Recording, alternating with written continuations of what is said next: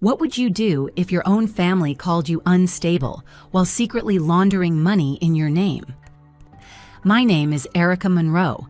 I'm 44 years old, and for more than 2 decades I served in the United States Army Cyber Command. My job was never loud. It didn't come with medals in public ceremonies or movie-style heroics. It came with silence. Silence and encrypted networks. Darkness. Windowless rooms where the air smelled like cold metal and stale coffee. Where threats whispered in lines of code and danger never wore a face.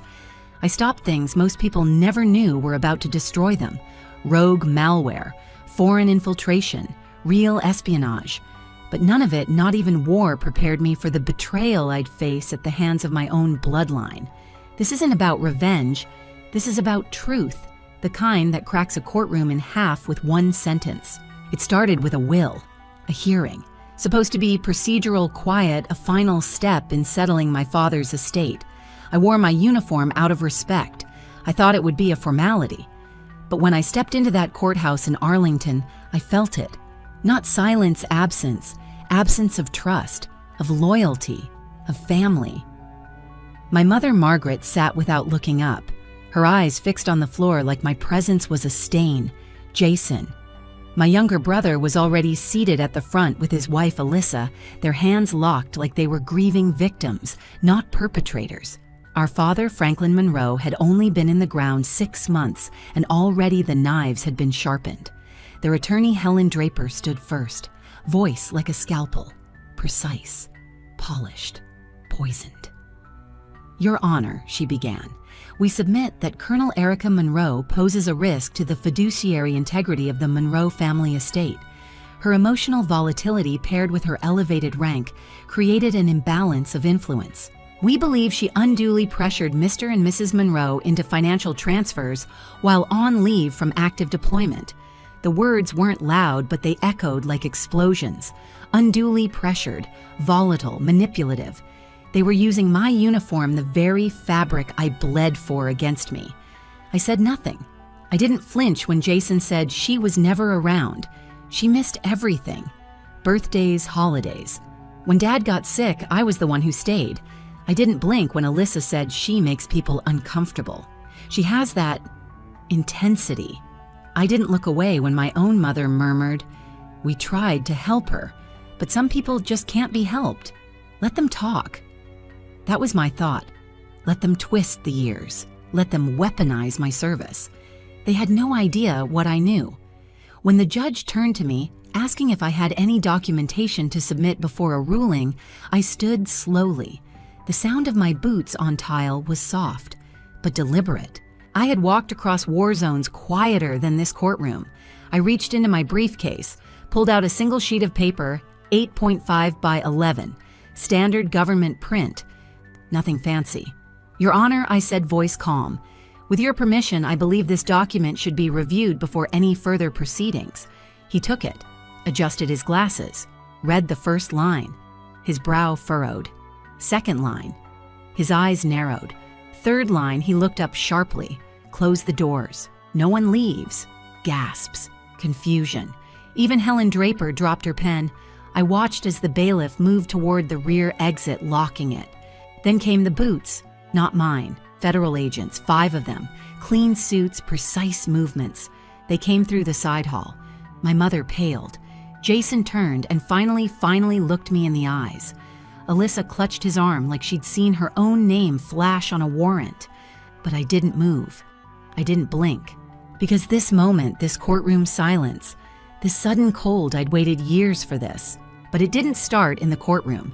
It started 3 months ago, on a Tuesday. The kind of Tuesday you forget, the kind with cold coffee, a news app, and bare feet on kitchen tile. The subject line hit me first. Confirmation of veteran relief disbursement. Monroe case ID 1430X. I hadn't applied for relief. My benefits were intact. My finances stable. I lived alone in a paid-off brick home in Northern Virginia. So I clicked. And then I saw it. My full name, my military ID, my deployment history, my home address, and a payment $38,000 already processed, sent to a bank account I didn't recognize. I didn't panic.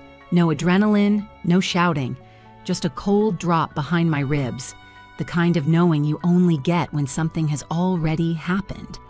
I made one call, an old contact in federal finance, a man who owed me one last favor.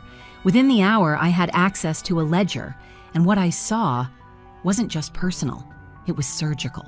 3 months earlier, the deed to my parents' house, the home I quietly paid off after my third deployment, had been transferred to a company named Stratex Solutions, LLC. The name scratched a memory. Jason Thanksgiving 2 years ago. Bragging over pumpkin pie about a side hustle doing digital consulting. I'd tuned him out, thought it would crash like his other ventures. But it hadn't crashed. It had taken everything. The house, the trust, the titles. All transferred without my name. That night I drove over, not out of rage, out of strategy. The lights were on. Inside, Alyssa curled on the couch with a glass of wine, watching a true crime show with the ironic comfort of someone who never expects to be caught. Jason sat in the armchair, scrolling his phone. I held up the deed transfer. "What is this?" He glanced at it, shrugged. "Just cleanup. For taxes. It's all clean. My name's gone." "Yeah," he said, casually. "You don't live here anymore. Why would you be on anything I helped pay for that house?" He smiled, past tense. I turned to my mother. She didn't answer. Eventually, she said Jason explained it. "It's for the family." "His family?" I asked. No one replied. Not even Alyssa, just a pitying look like I was a fragile ant interrupting movie night. I left. No shouting, no tears, only silence. A colder kind than I'd felt in any war zone. That night, I sat in the guest room of a home I'd once helped save. I didn't journal, I didn't cry. I opened a blank notepad, and I wrote names, dates, accounts, file numbers. I wasn't grieving. I was building a case, and they had no idea who they were up against. 2 weeks later, the envelope arrived, thick, heavy, weighted like guilt in paper form. My name on the front, Erica Monroe. No rank, no colonel, just ink and erasure. Return address, Rowan Family Council, Gatlin Reeds and Lewis, LLP. I didn't flinch when I opened it. The first line hit like a slow knife. Plaintiff Jason Monroe. Defendant Erica Monroe. Cause alleged misuse of family assets. Emotional distress. Undue influence. I read it 3 times. My fingers didn't shake, but the kitchen chair felt colder than ever before. They weren't just trying to cut me out. They were trying to destroy my credibility. They claimed that during my leave from deployment, I manipulated our parents, confused them with my military stature and domineering persona. They said I pressured them to hand over financial control. I didn't even know I had financial control. I hadn't touched the trust. I hadn't wanted to, but they needed a story, so they made one. By noon, the story hit local news. By dinner time, it was regional. Photos of me in uniform, carefully chosen, staring into a camera, mid-briefing jaw, tight eyes hard. Decorated Army officer sued by own family. War hero or financial predator. Allegations mount against Colonel Monroe. The news didn't care for context. It cared for clicks. Old colleagues texted. Some asked what was happening. Others didn't text at all. Silence began to surround me again, not protective this time, but withdrawing. Even the Army responded. A formal email. Administrative leave recommended while resolving personal matters. I accepted. Not because I was broken, because I needed space. Not to cry, to work. I spent the next 72 hours building a digital map. Every bank record I could legally access, every property file, every digital footprint tied to the Monroe Family Trust. I looped in 2 people, Miles Carter and Natalie Park, both former intelligence, both off the grid by choice, not force. We didn't talk sentiment. We built timelines. We built truth. And the truth was rotten. 3 months before the lawsuit, someone withdrew a lump sum from the family trust just under the threshold that would alert federal regulators. That sum was then split across 6 dummy accounts, filtered into donations to a foundation called the Phoenix Haven Foundation, and finally redirected to Stratex Solutions, LLC, Jason's little startup. It looked clean until you pulled the threads. Alyssa Monroe's name was everywhere. She was the director of Phoenix Haven. She'd applied for veteran-focused grants, trauma healing funds, emergency relief for PTSD survivors. But I recognized one name instantly: Oliver P. Grant. He wasn't a patient. He was a medic who bled out on the back of a convoy in Helmand Province. In 2012, I'd attended his funeral. Now his name was being used to apply for therapy grants. I didn't want to believe it. So I verified. I found 8 more names, men and women I had served with, some alive, others buried. Their identities were being used, their records mimicked, their service weaponized, not by a hacker in Moscow, by my own family. The deception was precise, but not precise enough. They used real data, sensitive, specific, classified, the kind of information not available to the public, and I knew where they got it. Me. They used my clearances, my logins, my military record. My name was the disguise. Their fraud wore my medals. For the first time in years, I felt it, that cold constriction in the chest. Not fear, not anger, betrayal. I wasn't paranoid. I wasn't broken. I was being used. The same uniform they were trying to paint as a weapon, they were hiding behind it. I didn't cry. I opened a secure line. Contacted Miles and Natalie. We met 3 hours outside D.C. in a borrowed hunting cabin with no internet, no cell signal, just firewood thermoses and 3 laptops hardened against intrusion. I laid it all out: shell companies, grant fraud, identity exploitation. Miles leaned back. Natalie said nothing for 10 minutes. Then Miles spoke. "This isn't just embezzlement," he said. "It's a national security breach. They're not stealing money. They're selling access." I already knew. It wasn't about my family anymore. It was about infiltration, and the traitors were using veteran identities to do it. One name stood out: Virex Holdings, a consulting firm Jason's company paid for data processing, registered in the Cayman Islands. I remembered that name from a classified report in 2021, suspected of laundering data stolen from NATO cyber bases. Now it was sitting in a spreadsheet with my brother's name and mine. I didn't speak for a long time. Then I asked the question I already knew the answer to. "Is this treason?" Miles nodded. "Not yet," he said, "but it will be." And the clock just started. That night, I sat by my apartment window watching headlights blur in silence.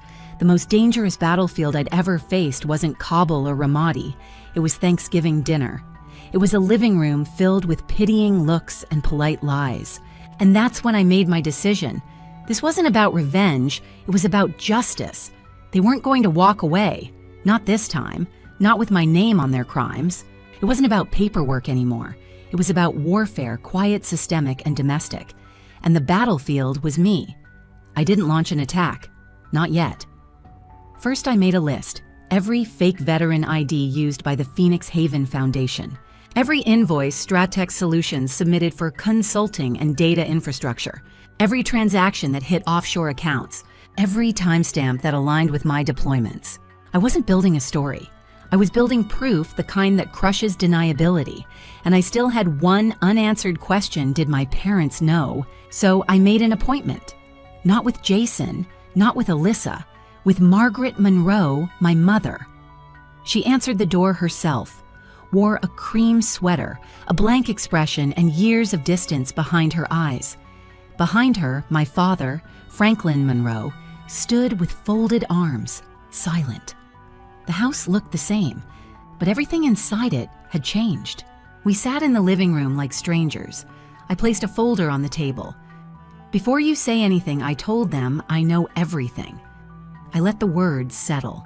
The identity fraud, the grants, the offshore redirection. I know you both signed authorization letters giving Jason and Alyssa full trust access. No one moved. Then I asked the real question. Did you ever stop to think what this would do to me? My mother looked down. My father looked away. Then she spoke, voice flat. "You were always distant, even before the army. Always closed off, I served," I said quietly, while Jason used the trust like an ATM. My father's voice was low, measured. "Sometimes you choose the child who stays." The words landed like a blade. Clean. Unapologetic. Not about fairness. About convenience. I stood up, gathered the folder. "You made your choice," I said. "Now I'll make mine." That night, back in my apartment, I encrypted everything. The data logs, the transactions, the clearance breach details. I sent a message on a line I hadn't used in 7 years. "It's happening." The reply came within the hour. "We're in." By morning, I was in a hangar, empty, quiet. A repurposed Army intel site 3 hours from DC. There were 4 of us now. Me, Miles, Natalie, and an old contact from cyber defense named Grant. We didn't waste time. We mapped it all. Phoenix Haven wasn't just a non-profit. It was a front. Every veteran was a used identity. Many dead, several compromised. Money was funneled through Stratex for technical processing, passed to shell accounts tied to foreign corporate entities, some flagged on interagency cyber-terrorist watch lists. The entry points used for most breaches matched logs from my previous assignments. My credentials had been cloned, then rerouted via internal backdoors. They weren't stealing money anymore. They were using my security clearance as a mask to build an access pipeline into U.S. defense networks. It wasn't just criminal, it was federal espionage. One file caught my eye, an email forwarded from Alyssa to a consultant in Belgium. The subject line was buried in code. Inside a message, "Package secured, clearance updates pending, awaiting extraction." I froze. Package, clearance, extraction. They weren't just selling information. They were selling doors, entryways into systems meant to stay locked forever. I was the disguise, and they thought I'd never see it. That night, I sat by my laptop screen surrounded by silent proof, not just of betrayal, of treason, and it was wearing my name badge. I stared at the headline on my phone one last time, "Army Officer Faces Family Lawsuit." I smiled without warmth. Soon it would read differently. The plan was simple: submit no defense. Let their lawyer build her false case. Let Alyssa cry on cue. Let Jason look noble. Let the judge ask me for a final word. Hand him one document, and then watch the doors close.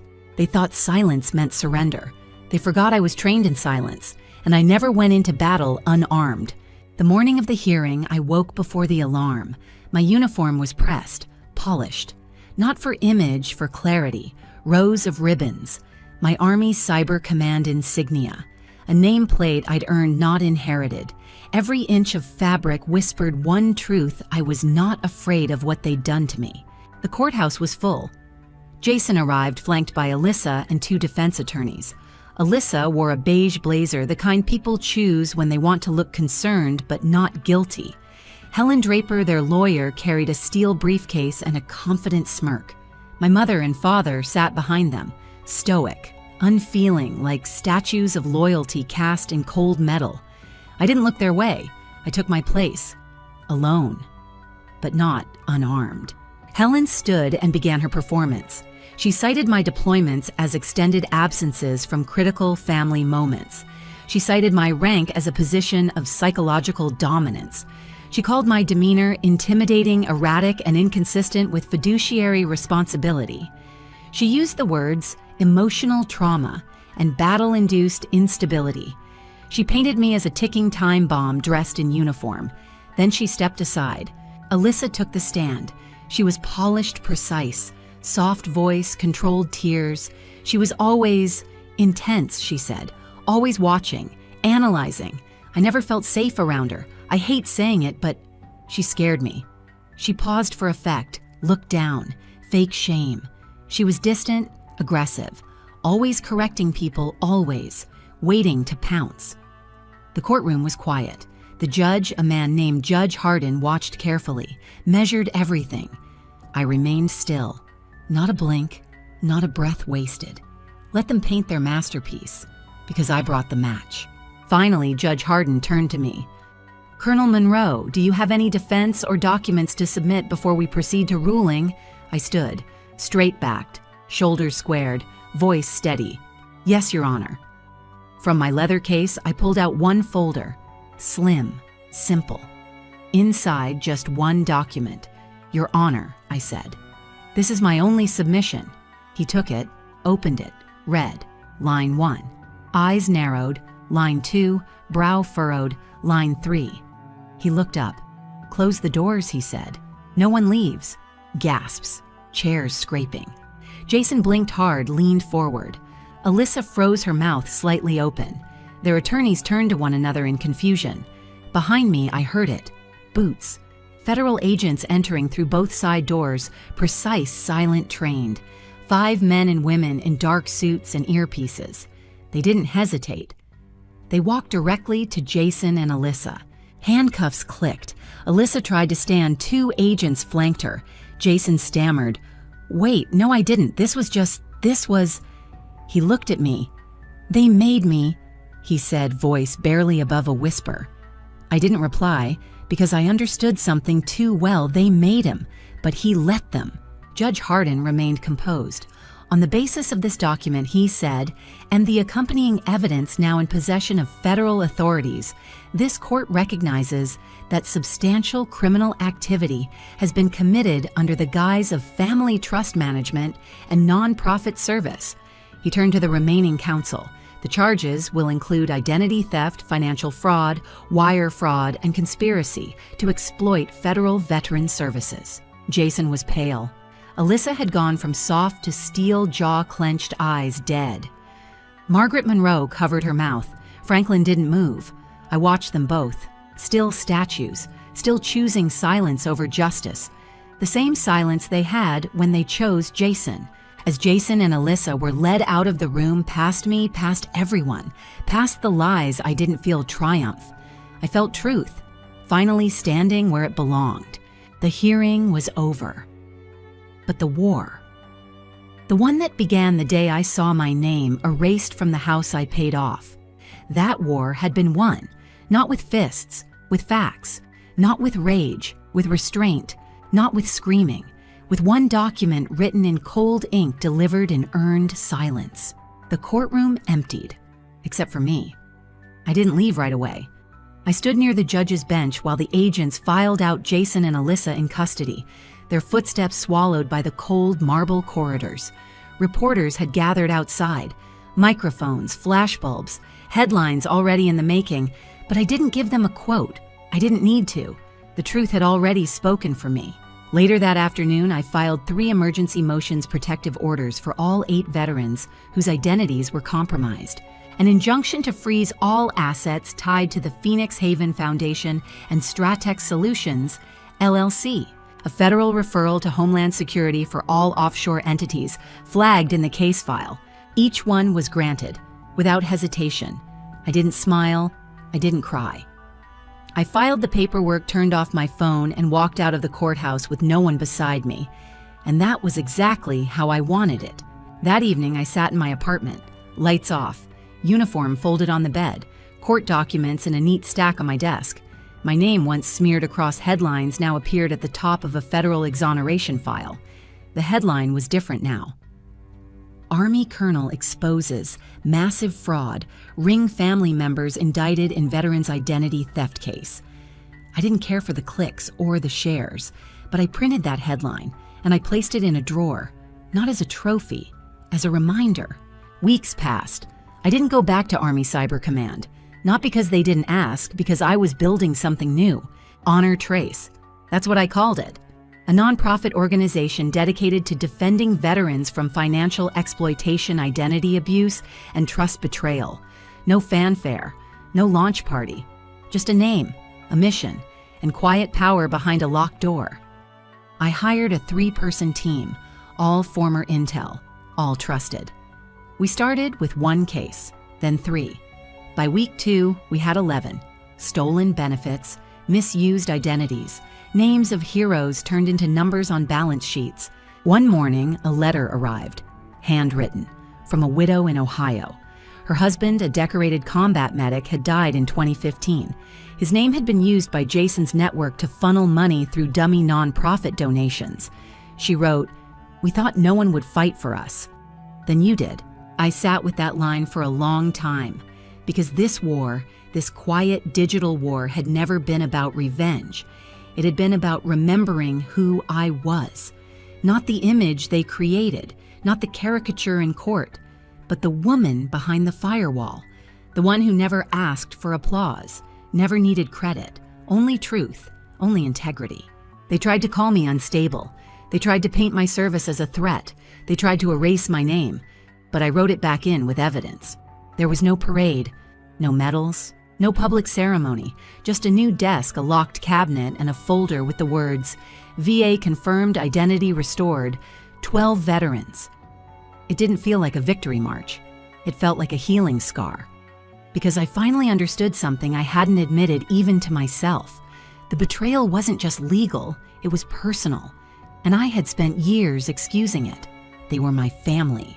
That's what I used to tell myself. Jason was just trying to prove himself. Alyssa was just protecting her husband. My mother, she was old-fashioned, loyal to the child who stayed. But loyalty shouldn't require abandoning your principles, and love shouldn't mean turning a blind eye to treason. In the weeks after the hearing, I received dozens of emails, some from strangers, others from former soldiers I hadn't spoken to in years. They said, I didn't know you were fighting for us, but we saw what you did. Thank you. And not one of those messages said, I'm sorry for what they did to you. And that was okay, because I didn't fight for apologies. I fought for clarity, for the simple, brutal truth. You don't need to be loud to be powerful. You don't need to fight back with fists when you have evidence and conviction. And when they try to bury your name, your worth, your purpose, you don't beg to be seen. You make them look. Months later, I stood outside the very house I once helped pay off the one they tried to erase me from. A for sale sign was staked into the front lawn. The lights were off, the porch cracked, the windows dusty. No one had touched it in months. Jason was still under investigation. Alyssa had fled public view. My mother had gone quiet. My father moved to Florida. The Monroe house was just a shell now, like the lie it was built on. I didn't go inside. I didn't need to. I wasn't that woman anymore, the one who begged for a seat at the table, who sent quiet checks and hoped for thank you texts. I was Erica Monroe, and my name no longer needed to be spoken by them. It spoke for itself. Back at Honor Trace, we finished encrypting another case veteran fraud in a southern district using stolen VA credentials. The system tried to stay ahead, but so did we. And we were faster, quieter, sharper. That night, I turned off my office light. The sun had already gone down. The only sound was the low hum of a monitor cooling. I sat for a moment, breathed, and in that stillness, not silence, but earned stillness, I smiled. Not because I won, but because I knew who I was. And nothing, not a courtroom, not a headline, not even my own blood could take that away. Some betrayals don't come with slammed doors or screaming matches. Sometimes they wear familiar faces and speak in calm voices while stealing your worth. But when that moment comes, when they try to write you out of your own story, make sure you've already written the truth somewhere they can't erase it. Have you ever had to defend your name against your own family? Tell your story in the comments. And if this resonated with you, hit like, subscribe, and share it with someone who's been underestimated. This isn't just a story, it's a reminder. Your silence is not your weakness, it's your weapon.